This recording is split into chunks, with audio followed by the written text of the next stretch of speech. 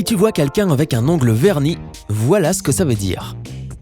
Avec toutes les tendances loufoques de ces derniers temps, il est assez difficile de surprendre qui que ce soit avec des lèvres bleues ou des sourcils qui ressemblent à des queues de poisson. Néanmoins, certains styles apparemment insensés et bizarres ont un message puissant derrière eux. Un ongle verni sur un homme est l'exemple dont nous parlons aujourd'hui.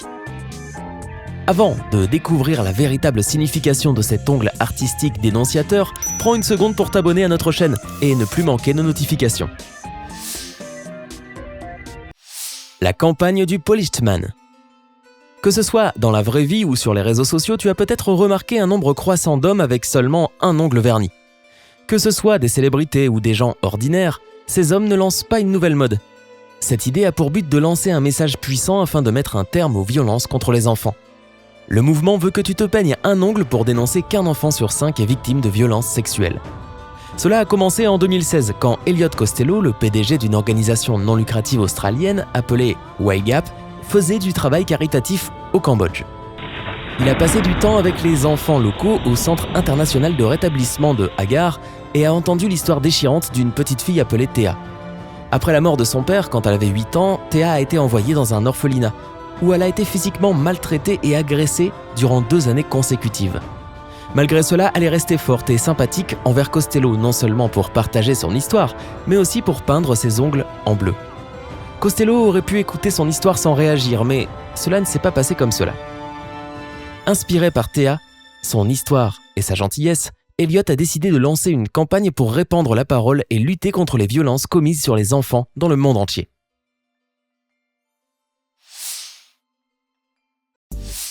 Comment marche cette campagne ? Tout comme beaucoup d'autres sur les réseaux sociaux, l'idée est d'inspirer les gens à partager des images d'eux en ligne pour une bonne cause. Leurs amis et followers seront surpris de les voir avec seulement un ongle peint, donc ils vont commencer à poser des questions. Cela mènera à une conversation importante et peut-être à un don à l'organisation qui vise la protection des enfants. Beaucoup de personnes connues telles que Hugh Jackman, Alec Baldwin, Richard Branson, Zac Efron et Chris Hemsworth, pour ne nommer qu'eux, ont déjà suivi le mouvement et publié des photos d'eux en ligne avec un ongle verni. À ce jour, la campagne a récolté $200 000 depuis les 2 premières années de lancement. Et à titre d'information, malgré son nom, la campagne n'exclut pas les femmes. On l'a appelée la campagne des hommes vernis parce que 90% des agressions sexuelles envers des enfants sont commises par des hommes. Mais ces dames sont également invitées à prendre part à ce mouvement.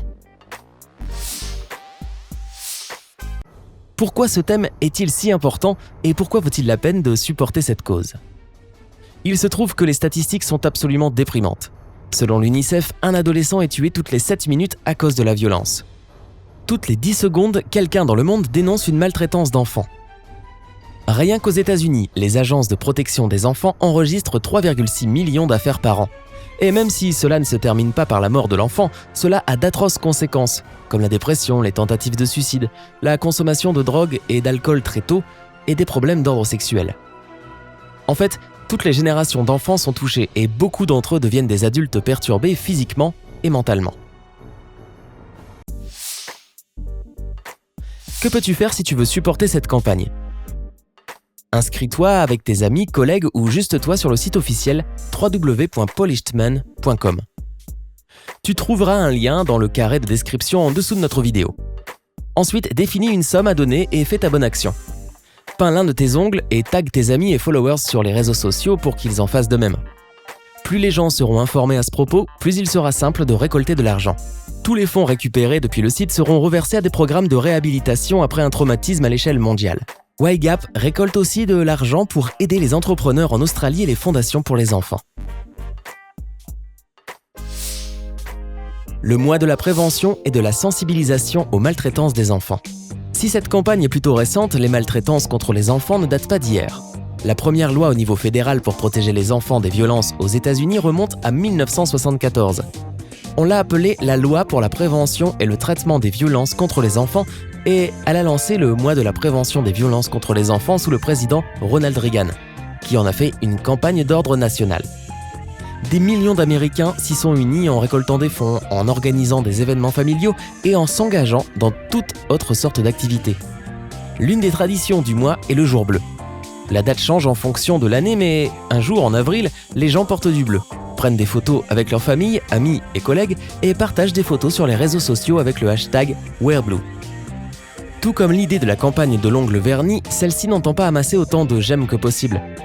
Il s'agit de sensibiliser autant de gens que possible et de promouvoir les valeurs familiales et la bonne éducation des parents. Tu peux partager ton histoire en racontant l'éducation de tes enfants, écrire ton opinion sur les politiques envers les enfants ou faire un don aux organisations qui protègent les enfants pour inspirer les autres à en faire autant. Tandis qu'avril est le mois pour commencer à se souvenir de ce sujet très sérieux, travailler pour empêcher les abus et la violence envers les enfants ne devrait pas se cantonner à un mois dans l'année. Fais-en ton combat de tous les jours et supporte cette campagne, peu importe la période de l'année. Les célébrités comme David Beckham, membre actif du mouvement #EndViolence de l'UNICEF, Ashton Kutcher, cofondateur de Thorn, défendeur virtuel des enfants, Michael Bolton, membre honoraire de la prévention des violences contre les enfants en Amérique, et Kylie Minogue, membre actif de la Société nationale du Royaume-Uni pour la prévention de la cruauté envers les enfants, dédient temps, argent et efforts pour mettre un terme à ces violences. Malgré tous les soutiens et les efforts permanents de milliers de personnes, la violence envers les enfants est malheureusement un problème planétaire. Alors, que devrait-on faire si l'on prenait conscience d'un cas de maltraitance ?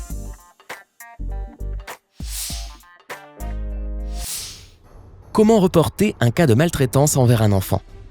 L'humiliation, la peur de ne pas être cru, les menaces de représailles, beaucoup de victimes de violences ne déclarent pas les crimes qui leur ont été infligés. Il revient donc aux adultes de le faire pour eux. En France, chaque département dispose d'un service de signalement que l'on peut également contacter par téléphone. Il s'agit d'un devoir car à défaut de signaler l'affaire, la personne, en ayant conscience, risque une peine de 3 ans d'emprisonnement ainsi qu'une amende allant jusqu'à 45 000 €. Ne pas le reporter serait considéré comme non-assistance à personne en danger. Si tu veux reporter un cas, il suffit d'appeler le 119 ou d'aller sur le site service-public.fr, de taper « enfant en danger » ou tout autre mot-clé en lien et tu trouveras une page t'indiquant comment faire. Tu verras également un cadre dans lequel il y a une section « Taper ton code postal » et puis apparaîtra alors le bureau auquel se rendre pour reporter un cas de maltraitance. Ensuite, les services d'aide sociale à l'enfance interviennent et rendent visite à l'enfant pour évaluer les conditions dans lesquelles il vit.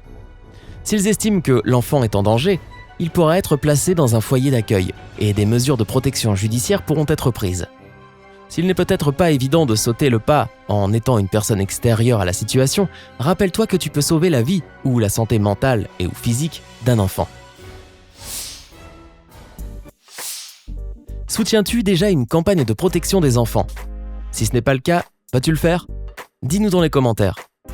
N'oublie pas de cliquer sur j'aime, de partager cette vidéo, c'est très important, et de rester avec nous sur Sympa.